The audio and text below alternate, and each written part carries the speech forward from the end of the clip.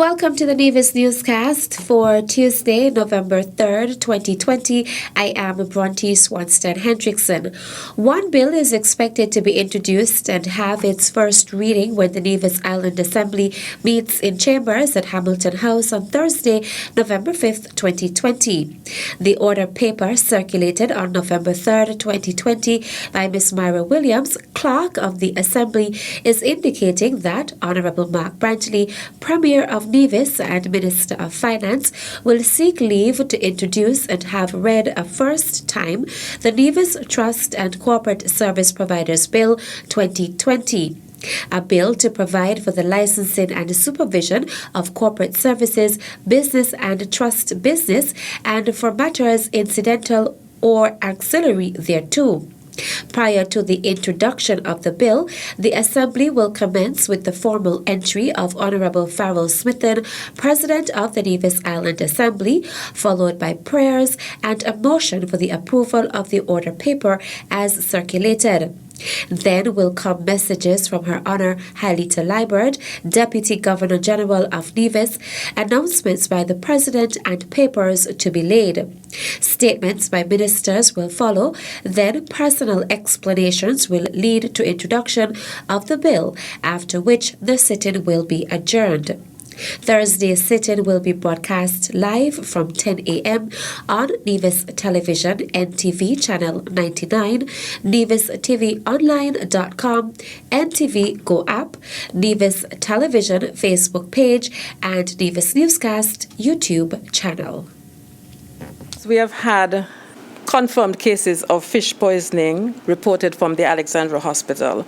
However, it's not a large number of reports. We have had 5 for last week.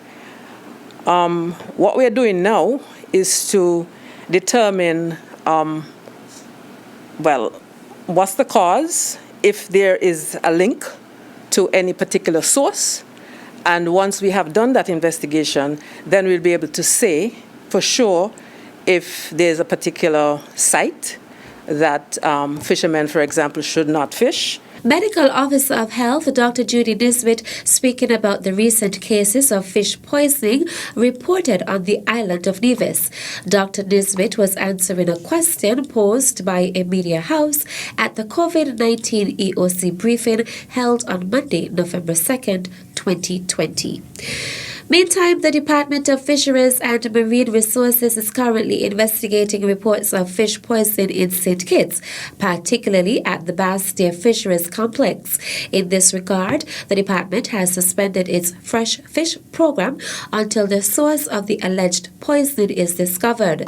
The department is taking the necessary steps to ensure food safety, and in so doing is examining its current stock of fish at the Bastille Fisheries Complex that was being offered for sale. Additional measures to address these reports include the removal of all fish from the complex and the sanitizing of the complex. The investigations are continuing with the assistance of the Bureau of Standards. All protocols are being reviewed with an effort to identifying and mitigating any public health threats.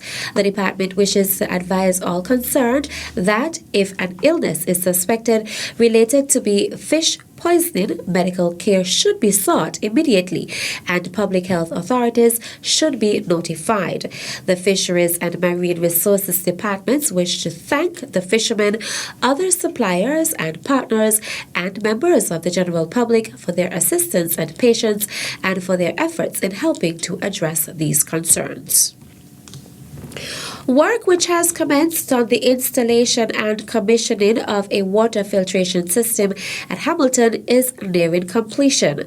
Premier the Honorable Mark Brantley made the announcement while giving an update on the project at his October 29th press conference. 2 experts from Lakeshore Engineering out of Georgia in the USA are on the island working at the Hamilton site, and they've been doing so for a little over 2 weeks.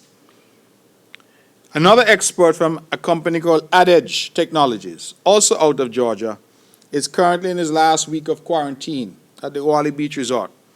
He will conduct the final commissioning of the plant and train the Nevis Water Department staff once he's cleared to come out and do what he came to do.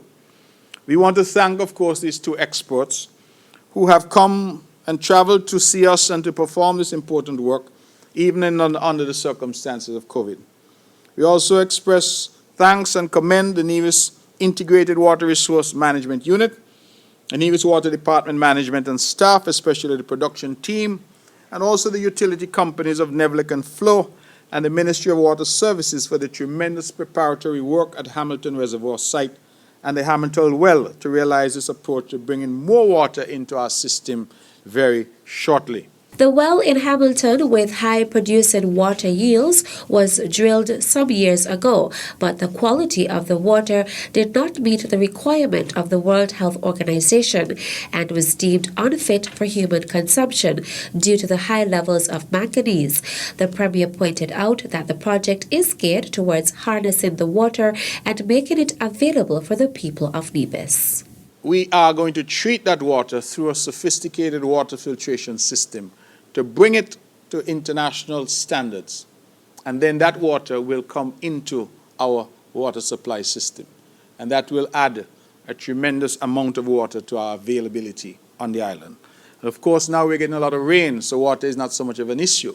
But we recognize, and all of us sitting in this room would recognize that from time to time, there has been water woes on the island of Nevis, and we're trying to make those a thing of the past.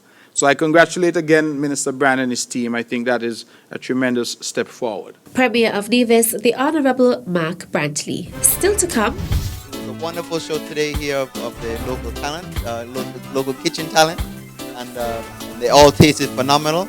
And of course, we could only have the winner. So The details after this break.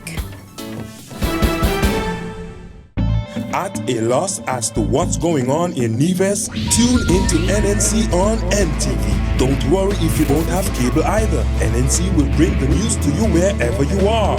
Facebook and Facebook Live. YouTube and YouTube Live. NevisTVOnline.com.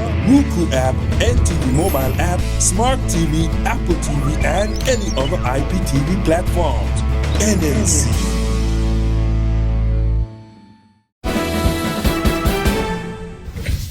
Welcome back. The following is an outage notice issued by the Nevis Electricity Company Limited, Nevlik. Nevlik wishes to advise customers on the Cotton Ground feeder from the bypass road to Cotton Ground load break switch LBS that there will be an outage on Thursday, 5th November 2020 from 9 a.m. to 2 p.m. This is to facilitate the upgrade of the Cotton Ground feeder from Dayton's gas station to the entrance of the engineering department at the Four Seasons Resort, Nevis.